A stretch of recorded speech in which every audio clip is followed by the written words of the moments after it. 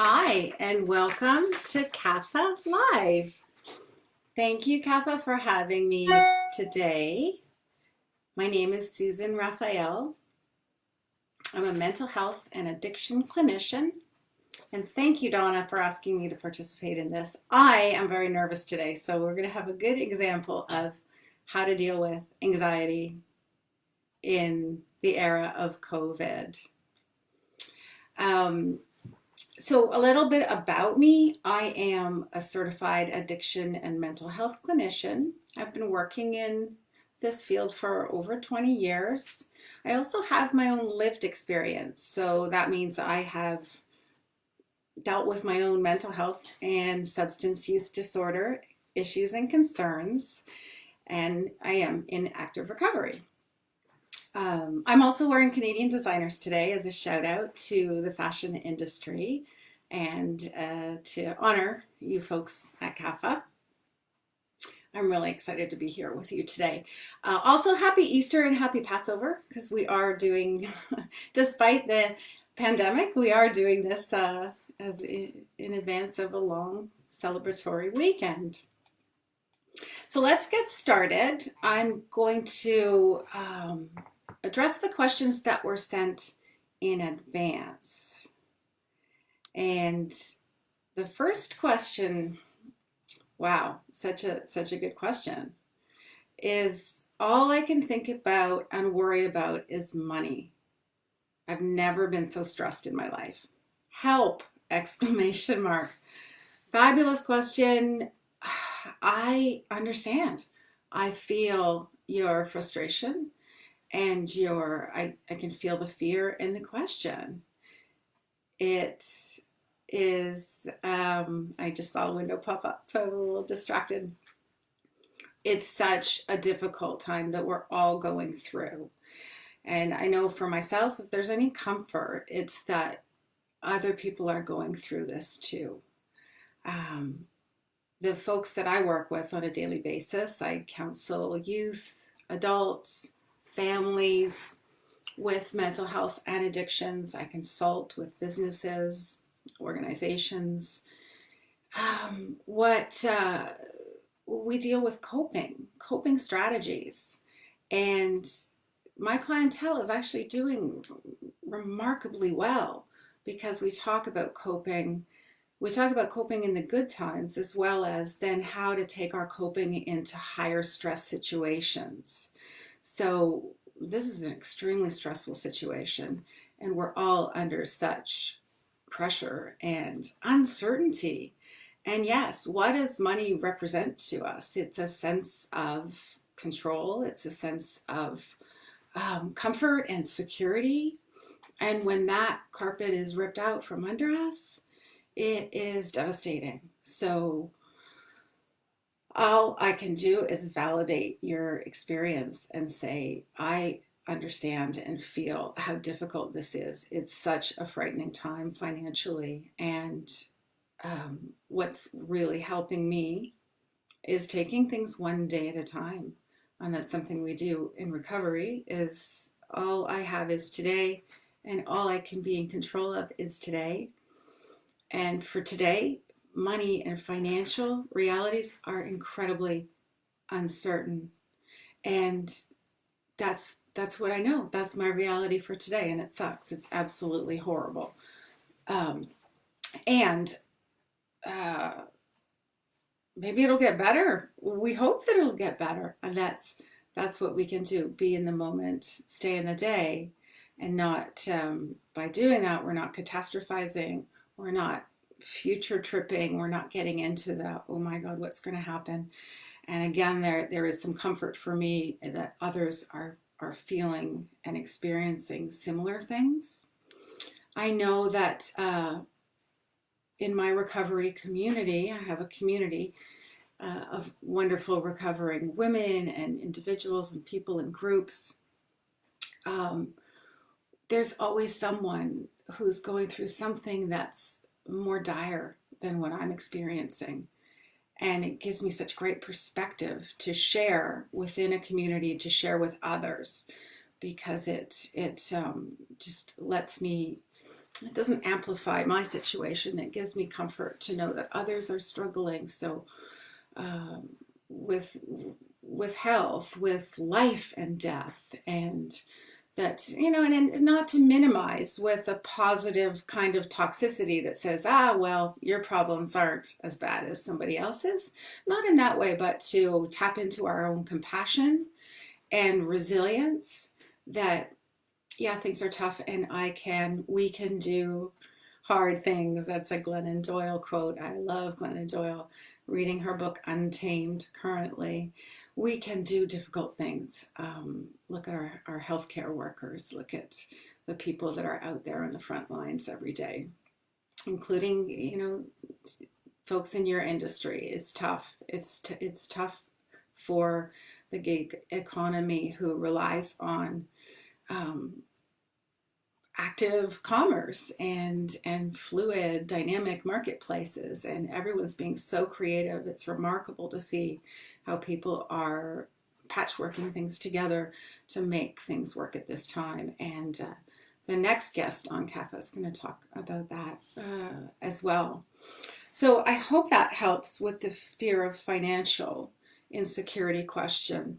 And there are a lot of resources that it's giving me some comfort that there are resources out there to help us during and help us through these difficult financial times.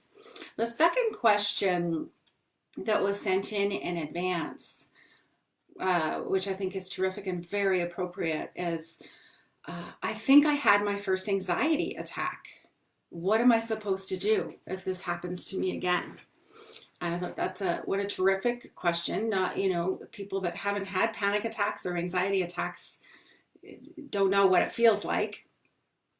It's an activation of the central nervous system when we're overwhelmed, exceedingly stressed, and our brain and central nervous system is actually trying to take care of us. So it's sending out the amygdala sounds the alarm bells, and we fight, we flee, sometimes we freeze, and there's another response called fawn, which is similar to freeze.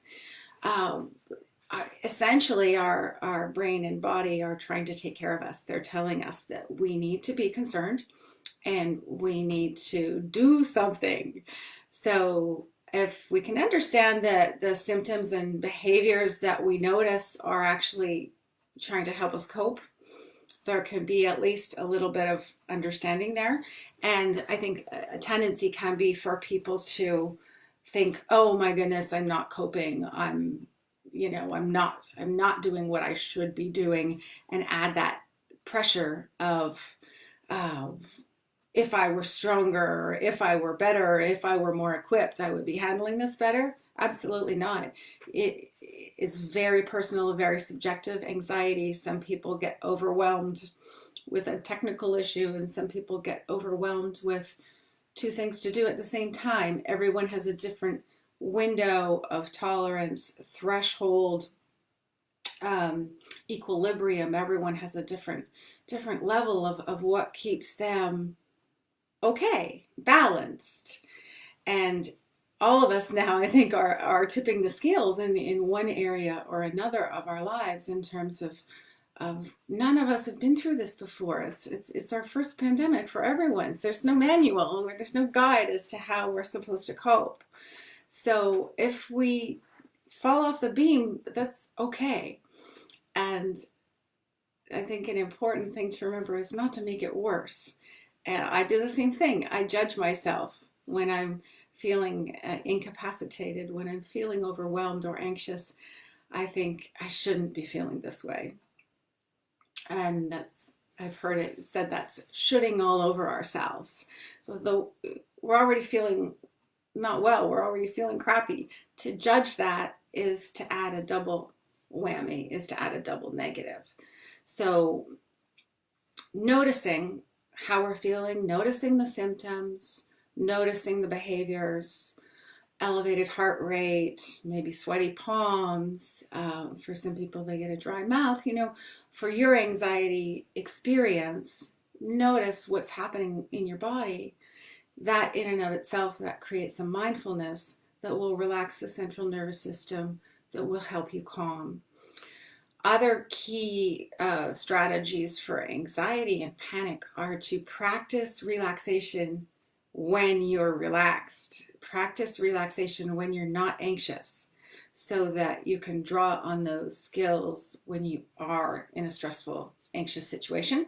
So if we wait until we're anxious and then try to put a Band-Aid on, it's too late. So I'm sure everyone's heard meditate, do yoga, do breathing exercises. Um, it's very simple to tune into our breath. The problem is when we're already anxious, the blood flow changes. Our reptilian brain is saying we need to conserve energy. So it's harder to do those simple things, and respiratory system will slow. So having the practice of breath and breathing is so key because it will immediately calm us down. But again, when we're stressed, we can't go to that place because the brain has us going elsewhere. The brain is in survival mode. It's like you might as well be being chased by a saber-toothed tiger because the brain is responding as if that is happening. So 5 minutes of breathing every day can be a tremendous resource. Now, having said that, do I do that every day? No, I do have a practice of meditation that I do daily. There are some amazing meditation apps out there or on YouTube. I'm happy to provide resources at the end of this. Resourcing and solutioning can also be overwhelming. I know in the first week of this, I'm going into my fourth week of social isolation, and both my husband and I have immunodeficiency conditions, so we're being extra careful to keep ourselves safe, and we have vulnerable systems as a result. And so it's just important to practice these things when we're in a calm situation, so that when stress is exacerbated, we can draw on those coping strategies. So I hope that helps with the anxiety attack. And in terms of what to do if it happens again, is be prepared. So you'll be prepared because you have the breath work and you have just that very simple breathing. We don't need any tools. We can always use our breath, and we don't even have to be seen or noticed when we're using our breath. It can be very discreet and very just easy to access, absolutely easy to access. Ocean breathing for 5 minutes. Sorry, my screen just split there. Which is in through the nose, out through the mouth, and even practice it for 1 minute. And again, I'm happy to provide any of these resources after the session on my website, and you're more than welcome to reach out for complimentary feedback or help or resourcing and solutioning. As I said, it's overwhelming out there with everything that's being offered and everything that is coming at us in terms of solutioning. So another principle is to keep it very simple. Keep it simple. Just do the very next right thing. And a lot of self-care. The simple rituals. I love my sleepy time tea at night. I like to light a candle to create a nice ambiance. I like to have my lemon water. Those things that I can't access a lot of the self-care things that I usually do. The gym, some of the body work that I do, the going out to classes, going out to physical community meetings. I have to adapt, and we all have to adapt. And we are very adaptable. We're very resilient, resourceful, adaptable humans.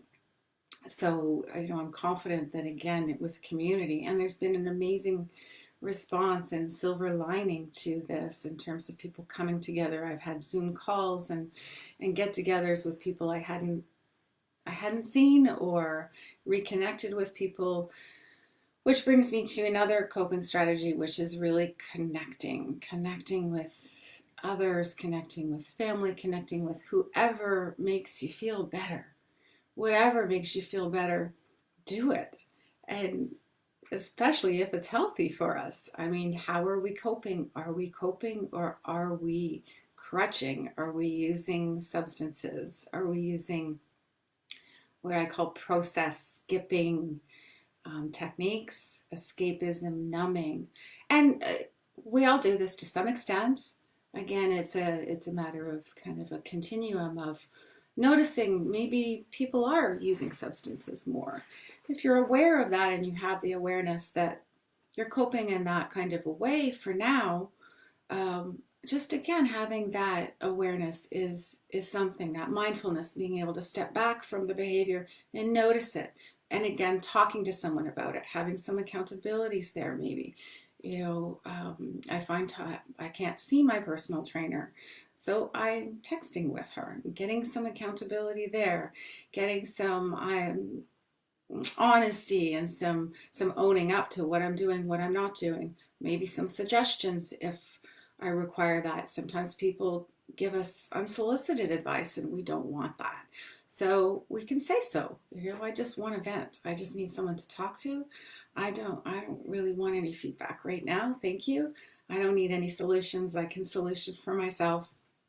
But I do want to be heard and I do want to be validated. I think validating each other right now is very essential, and understanding that we are all going through this. And pithy lines like "this too shall pass" it doesn't always help. So asking if who makes you feel safe, what makes you feel safe. I just bought myself a stuffed animal. Like, I'm feeling like I need that little extra level of comfort and support. And so, my age and stage, and I bought a stuffed animal. So, we got to work with what we have. I don't have all the things that I normally use to cope that are outside of my house and my home. So, thank goodness for Spotify and Amazon and places where we can get things to make us feel better, right? Um, and and we need to feel better. We need to be able to feel better and get through this. And it's okay to want to feel better. It's okay to feel your feelings. The third question that I received in advance is, I'm noticing my body changing, and I hate what I see when I look in the mirror. I keep hearing to be gentle on ourselves, that we should be gentle on ourselves, and I don't know what that means. Boy, I can really relate to this. I have a history of eating disorder symptoms and behaviors, and lots of my clientele do as well. So yeah, when we're under stress, our coping strategies can exacerbate. And if one way we cope is to be self-critical and focus on body image, these are ways of a false sense of control, of looking at our body image, or what we're taking into our body, or counting calories, or looking at the scale. These are ways to control. So I think validating the process as it is a coping strategy.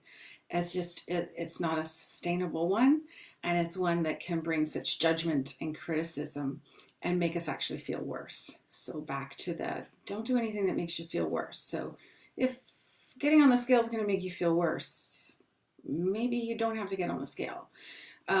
If looking in the mirror makes you feel worse, maybe we don't need to look in the mirror. Having the awareness of the behavior of the symptom, which you do, testing that, reality testing that thought. Is my body really changing? Does that mean I'm gaining weight? Or maybe there's some body composition shifts because of maybe we're more sedentary, or maybe we're baking bread and eating bread. So we're hearing a lot of that. Reality testing that. And if you have a trusted confidant or someone, or therapist or doctor to talk to you about that, fantastic. There are a lot of resources out there too for body image and eating disorder behaviors. And I'm not suggesting there's an eating disorder here at all, just to disordered eating is a reality in society today. And being gentle on ourselves is the don't make it worse. Um, the, we're not in this situation forever, and things, there are trade-offs. We're indoors more, we're sedentary perhaps if we're used to going out of the home to work. Things are in flux and they will shift, and controlling what we can is so important and valuable, making sure that we are doing what we can, and giving it some perspective. So I hope that's helpful with respect to the not liking what you see when you look in the mirror. And that's such a strong language. I hate what I see when I look in the mirror, and I really feel for you. And it may be too soon or too difficult to use positive affirmations when you're feeling in that negative headspace. Tuning into breath again could be a tool to relax some of that thinking and some of that negativity. So I don't see questions coming up, which is fine. This is going to be posted. So I'm just going to go into a couple of the coping key resourcing that we can all utilize. If there's one thing that's important right now, it's to feel your feelings. It's okay. We all have an array of feelings that this pandemic and COVID-19 are eliciting in us. Grief, loss of our freedoms, loss of loved ones in some cases, loss of the ability to see loved ones, fear, anger, judgment, blame. Feel your feelings. Your feelings are valid. It's okay. They're just feelings. And we've been stripped away of the normal comforts that we have around us, that we're used to having around us, that we're used to resourcing with, that we're used to distracting ourselves with. So feelings are going to come up. Absolutely. Feelings are going to come up. And we don't like discomfort. We like to run from discomfort, and we tend to do that through substance use, anxiety, and anxiety in and of itself is a coping strategy. There's a shot of dopamine, which is a neurotransmitter that makes us feel happier when we have a negative thought as well as a positive thought. So there can be an attachment to emotions that will keep us distracted from the feelings that we are not wanting to feel. But again, feelings are just feelings. And if we feel them and we don't skip over the process of feeling them, they will pass. We can let them go. Myself, I was feeling a lot of grieving and loss in the first couple of weeks of this, of the ability to do what I wanted to do, the freedoms that we experience and are able to have on a daily basis. And I started doing some resourcing and finding out that others were having that experience as well. I read some great articles on grief and loss, and loss of a sense of control over day-to-day life, a sense of certainty over what we think is coming in financially, certainty, and really how elusive the notion of control is. That all we really do have is today, one day at a time, and to plan too far into the future. I had lots of travel planned, and I realized without that travel, boy, there were some gaps. I was feeling some gaps in my day-to-day life without those travel adventures to look forward to. I was supposed to go to the Olympics and volunteer, and had some travel at the end of this month to see friends and go to a conference. And without those things to look forward to, I was feeling a sense of loss and a sense of frustration that I couldn't get. A lot of 2-year-old kind of foot stomping going on in my psyche, and just dealing with that. It's okay. It's loss. It's not the worst thing in the world, but for me, relatively speaking, and for us, relatively speaking, our loss matters. Our feelings matter, and they can be frightening. And our sense of safety and security is not fostered right now. We don't feel safe. We don't feel secure. We feel very uncertain, and all of that rocks our foundation. And to acknowledge and accept that and validate that, there's a concept called radical acceptance. in a modality of treatment called dialectical behavioral therapy, DBT. Radical acceptance. So we're all forced to radically accept it. It doesn't mean we have to like it, condone it, understand it. We are being forced to accept a situation that is really unacceptable and beyond our scope of an ability to handle it. And we're all doing the best that we can. Reality testing our thoughts and feelings is a critical kind of way of conceptualizing. Our thoughts are not facts. Our thoughts are just thoughts. Our feelings are valid. Our feelings are just feelings. They will pass, they will leave us. And separating the facts and our thoughts from the story that our mind creates around the facts, the projecting, the catastrophizing, the what if, the future tripping, all of that can make us very anxious and can threaten our sense of security and safety. And so the last coping strategy is talking to and connecting with trusted people, safe people, people that are going to make you feel safer, more secure, that foster a sense of safety and security, since we don't have that in our environment right now. Zoom meetings have been rampant, and in the recovery community, there are so many wonderful supports through Zoom, and that gives connection, a sense of connection. It's not in-person connection; it's still connection. Again, I can point people to resources that are affordable or funded. The professional body that regulates my practice, the Canadian Addiction Counselor Certification Federation, is offering free counseling around addiction currently. A wonderful resource, and there's a ton more. So if people need or want to be connected to resources, I'm happy to provide some guidance on that if I can. Daily coping strategies. A question came up. Thank you. Thanks for that question. Daily coping. I have a lot of different things I do on a daily basis. The breath work and a simple meditation. I think ritual is fantastic. Ritual, having something, again, I mentioned my sleepy time tea and my lemon water, is simple. Simple, can almost do it anywhere. I'll travel with sleepy time tea because you don't have it everywhere. Something that what makes you feel safe? What makes you feel at ease? What makes you exhale? And just like do that. You don't have to find something new to do. Draw on something that has already helped to scaffold some resourcing, internal resourcing for you. Use something that works. And absolutely acquire new skills. It's a challenging time to seek out something new when we're not feeling grounded. So I like to go to things that I know work, and of course this is my realm, so I do it all the time, but we all have things that we do that we know that help us.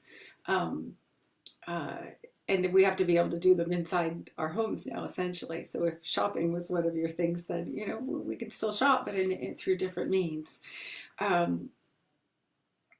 So breath work, ritual, connecting to people that make us feel better.